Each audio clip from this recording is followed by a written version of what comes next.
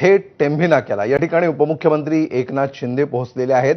टेंभी नाक्याच्या देवीचं आगमन होत आहे, घटस्थापना होते आहे। नवरात्रीचा पहिला दिवस आहे आणि या निमित्ताने या मंडळामध्ये उपमुख्यमंत्री एकनाथ शिंदेंनी हजेरी लावली आहे।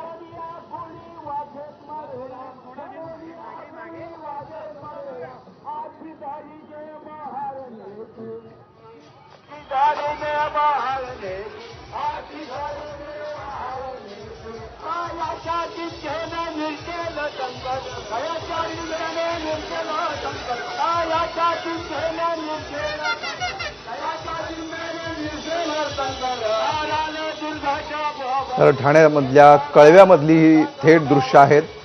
या ठिकाणी देवीच्या आगमन मिरवणुकीला सुरुवात होते आहे आणि या मिरवणुकीला उपमुख्यमंत्री एकनाथ शिंदे यांनी उपस्थिती लावलेली आहे। या देवीची आगमन मिरवणूक हे ठाणा आणि कळवाकरांसाठी एक विशेष आकर्षणाचा केंद्रबिंदू असतो आणि अनेक नागरिकांसाठी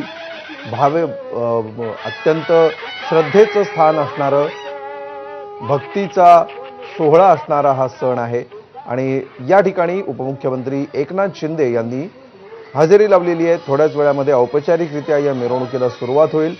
ठाण्यातल्या टेंभी नाका परिसरामध्ये सध्या उपमुख्यमंत्री शिंदे दिसतायत आणि त्यांच्यासोबत मंडळाचे कार्यकर्ते आणि काही महत्त्वाचे पदाधिकारी देखील उपस्थित आहेत। दरवर्षीप्रमाणे अत्यंत पारंपरिक थाटामाटामध्ये ही मिरवणूक सध्या सुरू होते आहे।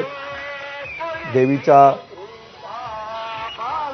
रथ आपण पाहतो आहोत आणि या रथावर विराजमान झालेली, सिंहासनावर विराजमान झालेली देवीची ही अत्यंत सुरेख अशी मूर्ती आपण पाहतो आहोत आणि त्याचबरोबर अनेक रूप साकारून या ठिकाणी काही सांस्कृतिक कार्यक्रम देखील आहेत।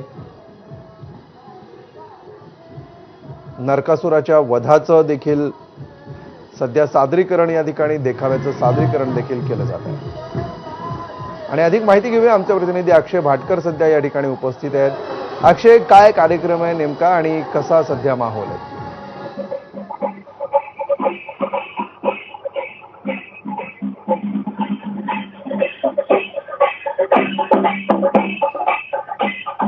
तर ठाणे टेंभी नाका या ठिकाणची दृश्य आपण बघतो आहोत। अक्षय भाटकर सध्या या ठिकाणी उपस्थित आहेत।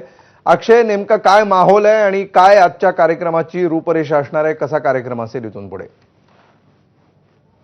देवी निघालेली आहे कळवा, इथे जो देवीचा मूर्तीचा कारखाना आहे। पारंपरिकरित्या इथे दरवर्षी मूर्ती बनवली जाते। ती टेंभी नाक्याची देवी आहे आणि या देवीचा जो मूर्तिकार आहे तो देखील वर्षानुवर्ष एकच आहे आणि याच मूर्तिकाराच्या कारखान्यातून आता कळवा, तिथून देवीचं आगमन सुरू झालेलं आहे।